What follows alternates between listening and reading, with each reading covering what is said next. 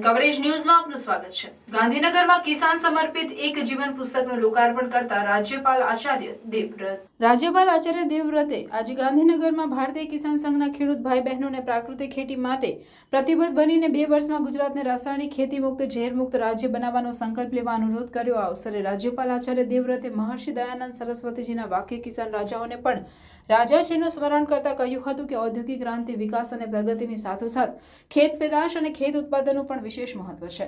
પ્રધાનમંત્રી નરેન્દ્ર મોદી હંમેશા કહે છે કે આત્મનિર્ભર ભારત માટે ખેડૂત આત્મનિર્ભર હોવો જોઈએ।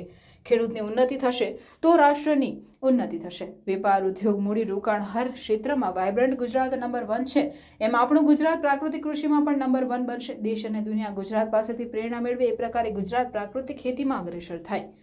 ભારતીય કિસાન સંઘ ગુજરાત પ્રદેશના સંસ્થાપક સ્વર્ગીય જીવણદાદાની 3જી પુણ્યતિથિ નિમિત્તે ગાંધીનગરમાં મેડિકલ કોલેજ હોલ સેક્ટર 12માં યોજાયેલ સમારોહમાં સ્વર્ગીય જીવણદાદાના જીવન પર આધારિત સ્મરણિકા કિસાન સમર્પિત એક જીવનનું લોકાર્પણ કરાયું હતું। આ પુસ્તકનું વિમોચન કરતા રાજ્યપાલ આચાર્ય દેવવ્રતે કહ્યું કે સ્વર્ગીય જીવણદાદાએ પોતાનું સમગ્ર જીવન ભારતીય કિસાન સંઘના ખેડૂતોના કલ્યાણ માટે સમર્પિત કર્યું હતું।